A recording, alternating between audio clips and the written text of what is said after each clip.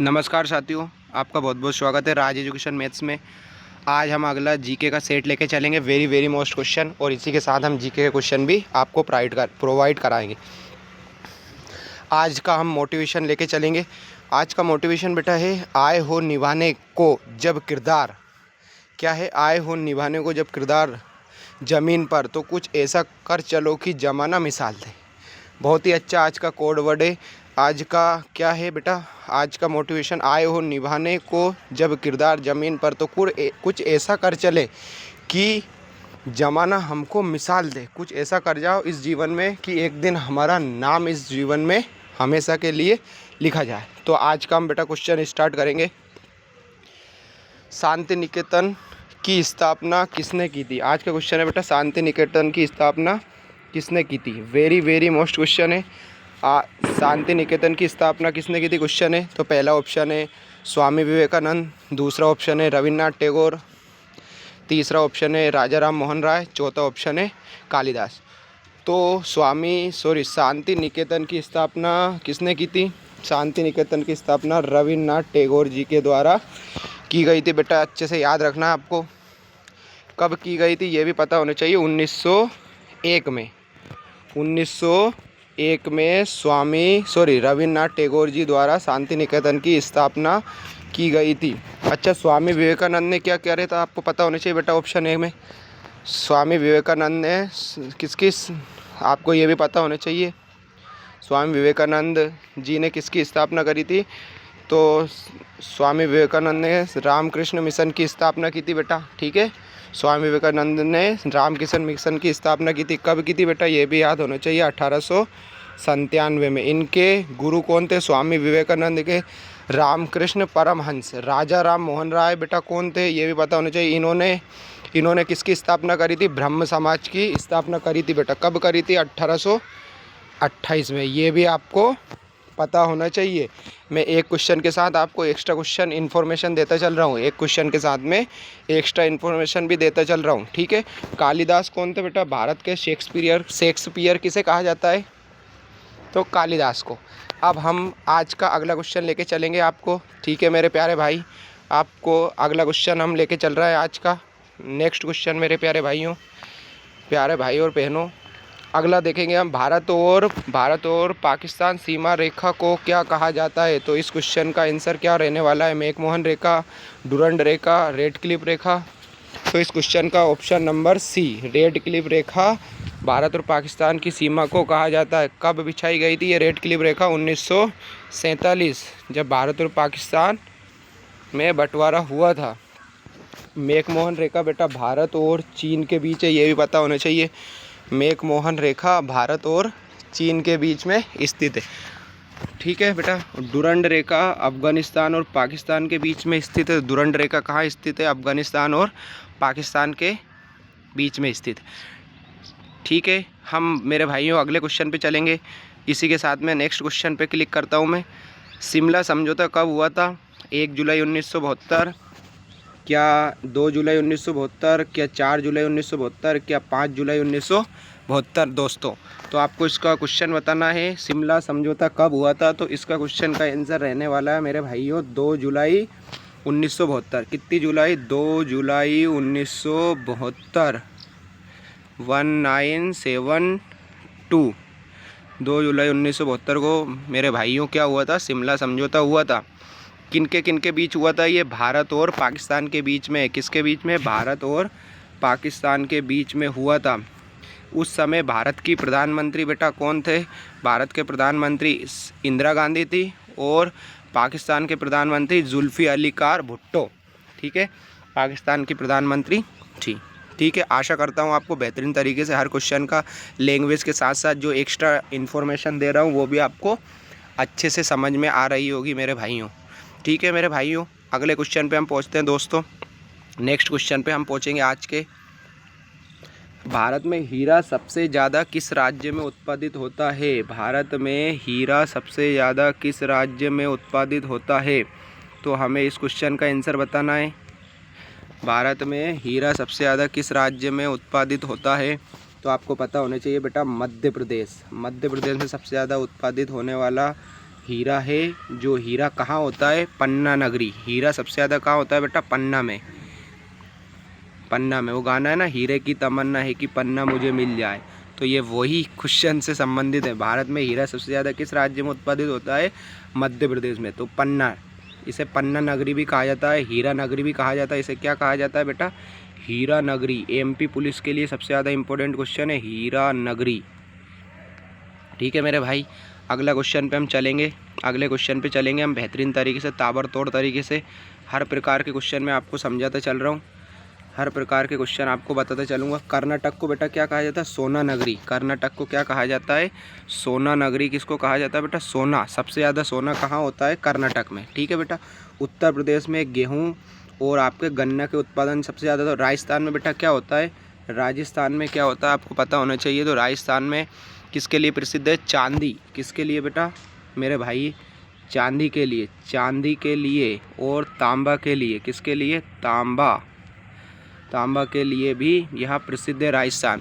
राजस्थान के खेतड़ी और झुंझुनू नामक स्थान पर, खेतड़ी में और झुंझुनू में तांबा नगरी, तांबा पाया जाता है। ठीक है बेटा, सबसे ज़्यादा, और चांदी पाई जाती है। और उदयपुर में चांदी की खदान है। ठीक है मेरे भाई, मेरे भाइयों, आशा करता हूँ आपको बेहतरीन तरीके से समझ में आ रहा है। हम नेक्स्ट क्वेश्चन में पहुँचेंगे आज के। महान सम्राट अशोक किस वंश से संबंधित थे मेरे भाइयों। क्वेश्चन है आपके सामने, महान सम्राट अशोक किस वंश से संबंधित है। तो इसका आंसर रहने वाला है मेरे भाई, मौर्य वंश से। Option 2 will be the, option 2 will be the correct answer. Maurya वंश से संबंधित है। मौर्य वंश की बेटा मेरे भाई, मौर्य वंश की स्थापना कब हुई थी, तो 322 ईसा पूर्व में मौर्य वंश की स्थापना हुई थी। किसके द्वारा की गई थी आपको पता होना चाहिए, चंद्रगुप्त मौर्य। किसके द्वारा, चंद्रगुप्त मौर्य के द्वारा 322 ईसा पूर्व में मौर्य साम्राज्य की स्थापना हुई थी। किसकी मदद से हुई थी, तो चंद्रगुप्त मौर्य के गुरु कौन, कौटिल्य, उनका ही नाम चाणक्य, विष्णुगुप्त की मदद से इन्होंने, इनके गुरु थे और प्रधानमंत्री भी थे, जिनकी मदद से इन्होंने, चंद्रगुप्त मौर्य ने मौर्य साम्राज्य की स्थापना की थी। ठीक है, आ रही मेरे भाइयों समझ में। गुप्त वंश किससे संबंधित है, श्री गुप्त वंश की स्थापना मेरे भाई श्री गुप्त ने की थी। शुंग वंश की स्थापना पुष्यमुत्र शुंग ने की थी। और मौर्य वंश की, मुगल साम्राज्य की स्थापना बेटा किसने की थी, इस ऑप्शन 4 को, मुगल वंश की स्थापना किसने की थी भाई, मेरे प्यारे भाई, बाबर ने की थी। मुगल वंश की स्थापना, मुगल साम्राज्य की स्थापना बाबर ने की थी मेरे भाई। कब की थी आपको पता होना चाहिए, 1526 में की थी। कौन से युद्ध के दौरान, पानीपत के युद्ध के विजय होने के पश्चात। हार किसकी हुई थी बेटा मेरे भाई, पानीपत के युद्ध में इब्राहिम लोदी की हार हुई थी, बाबर की जीत हुई थी। इसी के साथ बाबर ने मुगल साम्राज्य की नींव रखी थी। ठीक है मेरे भाई, तो इस क्वेश्चन का राइट आंसर क्या होगा, महान सम्राट अशोक किस वंश से संबंधित थे, तो ऑप्शन नंबर 2 बेटा इसका आंसर मौर्य वंश से रहेगा। ठीक है मेरे भाई, आज का हम अगला क्वेश्चन पे बढ़ते हैं मेरे भाई आगे। आज का नेक्स्ट क्वेश्चन के साथ हम बढ़ेंगे मेरे भाई। रिहंद बांध किस राज्य में स्थित है, अगला नंबर क्वेश्चन आ रहा है, रिहंद बांध किस राज्य में स्थित है। तो मेरे भाई इस क्वेश्चन का आंसर रहने वाला है रिहंद बांध, Uttar Pradesh. Option C will be the, option 3 will be the correct answer. Option 3 will be the correct. Rihand बांध उत्तर प्रदेश में। गोविंद बल्लभ सागर, वो गोविंद, उसका नाम क्या, गोविंद सागर झील जो है वो भी उत्तर प्रदेश में है बेटा। मध्य प्रदेश का आपको याद रखना, मध्य प्रदेश में क्या स्थित है, मध्य प्रदेश में, तो आपको मध्य प्रदेश याद होना चाहिए। मध्य प्रदेश में इंदिरा गांधी सागर बांध है, इंदिरा गांधी सागर, इंदिरा गांधी है ना, सॉरी इंदिरा वो दिमाग में नहीं आया, हाँ, इंदिरा गांधी सागर बांध दोनों स्थित है। इंदिरा, हाँ ठीक है मेरे भाई। और अगला क्वेश्चन, उड़ीसा में क्या है, तो उड़ीसा में आपके हैं, उड़ीसा में आपका कौन सा है, आपको ये भी पता होना चाहिए। उड़ीसा में हीराकुंड बांध है। क्या है मेरे भाई, हीराकुंड बांध, ये भी आपको अच्छे से याद रहना चाहिए मेरे भाई, हीराकुंड बांध। ठीक है मेरे भाई, अगला नंबर क्वेश्चन पे पहुँचेंगे हम। नेक्स्ट नंबर क्वेश्चन, हुमायूं नामा की रचना, ये 2 बार लिखा गया बेटा, तो ये गलत मानेंगे हम। हुमायूं नामा की रचना किसने की थी, हुमायूं नामा की रचना बेटा मेरे भाई गुलबदन बेगम ने की थी, गुलबदन बेगम। 2 will be the correct answer. अच्छा, हुमायूं ने नहीं, गुलबदन बेगम। बाबर ने क्या किया था बेटा? बाबर ने बाबरनामा की रचना की थी, बाबर नामा। ठीक है, लिखने में थोड़ी ऐसे ही है तो आप समझते चले। मैं आशा करता हूँ आपको बेहतरीन तरीके से समझा पा रहा हूँ। अमीर खुसरो ने बेटा क्या किया था? अमीर खुसरो को क्या कहा जाता है बेटा? तोता ए हिंद। क्या कहा जाता है? तोता ए हिंद। इनको किस नाम से जाना जाता है? तोता ए हिंद के नाम से भी जाना जाता है। किसको? अमीर खुसरो को। नेक्स्ट क्वेश्चन पे बढ़ेंगे मेरे भाई। प्रसिद्ध चेतक घोड़ा किस से संबंधित है? प्रसिद्ध चेतक घोड़ा किससे संबंधित है? तो मेरे भाई महाराणा प्रताप से संबंधित है। ये किस युद्ध से बात से संबंधित है? तो कौन सा? हल्दी घाटी का युद्ध, जो कब हुआ था मेरे भाई? 18 जून 1576 है ना। 1576 में क्या हुआ था? कौन सा? सॉरी, हल्दी घाटी का युद्ध कब हुआ था? 1576 में, 18 जून 1576 को हुआ था। ठीक है मेरे भाई। लक्ष्मीबाई को से भी आपको याद रखना है। इनकी मृत्यु कब हुई थी? तो 2 जून 1858 में लक्ष्मीबाई की मृत्यु हुई थी। ये भी आपको याद रखना है मेरे भाई। ठीक है, अगला नंबर क्वेश्चन पे हम पहुँचेंगे बेहतरीन तरीके से। हल्दी घाटी का युद्ध कब हुआ था? तो यही क्वेश्चन आ गया है। तो option number 1 will be the correct answer, 18 जून 1576। बेटा हल्दी घाटी का युद्ध किन किन के बीच में हुआ था? तो अकबर और महाराणा प्रताप के बीच में। इसमें जीत किसकी हुई थी? मुगलों की हुई थी, लेकिन मुगल मतलब अकबर की हुई थी, लेकिन है ना।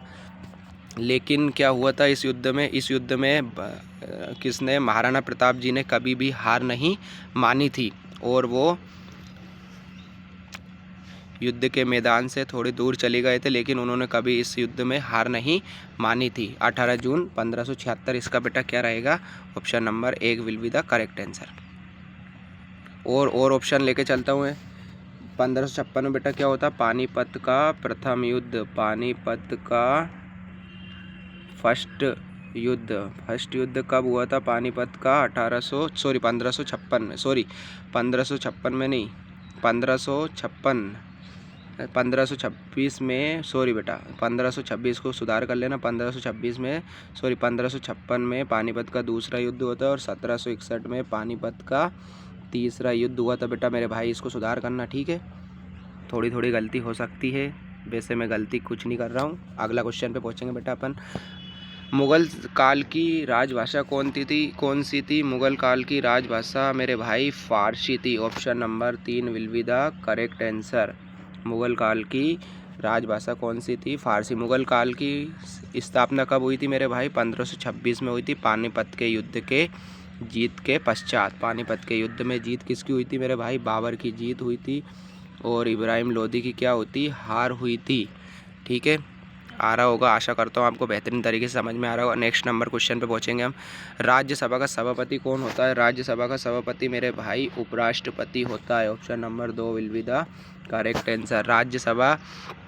राज्यसभा का सभापति कौन होता है? उपराष्ट्रपति होता है। राज्यसभा को संसद का ऊपरी सदन कहा जाता है बेटा। कौन सा सदन कहा जाता है? ऊपरी सदन, मतलब उच्च सदन, जिसको कभी भी भंग नहीं किया जा सकता। ऊपरी सदन किसको कहा जाता है? राज्यसभा को। और लोकसभा को मेरे भाई क्या कहा जाता है?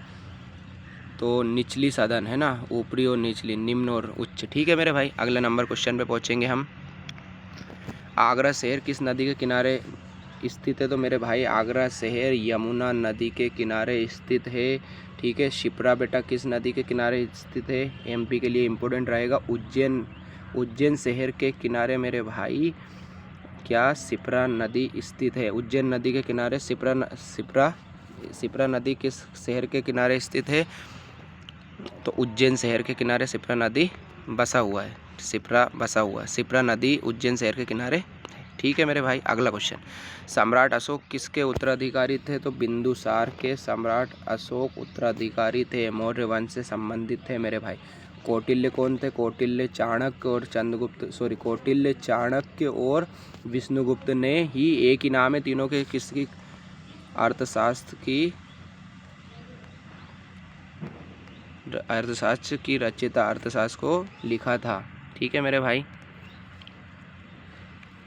महात्मा गांधी जी का जन्म कब हुआ था? तो 2 अक्टूबर 1869। 2 अक्टूबर 1869 को महात्मा गांधी का जन्म गुजरात के पोरबंदर नामक स्थान पर हुआ था।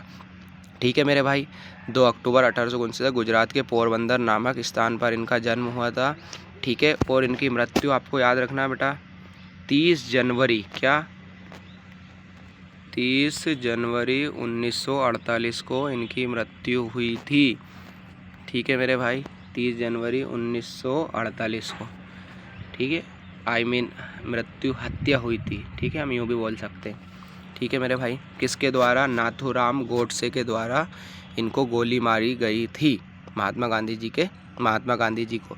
ठीक है मेरे भाई, आशा करता हूँ आपको बेहतरीन तरीके से ये सेट समझ में आया होगा और आपको मैं इसी प्रकार के रोज़ क्वेश्चन कंटेंट प्रोवाइड कराऊंगा। थोड़ी बहुत गलती भी हो जाया करती है मेरे भाई, तो सुधार हम वैसे पूरा सुधार करा देते हैं और हम इसी के साथ में अगले नंबर सेट पे आएंगे और इसी के साथ हम मैथ्स के भी आपको क्वेश्चन कराएंगे। Thank you so much. जय हिंद, जय भारत दोस्तों।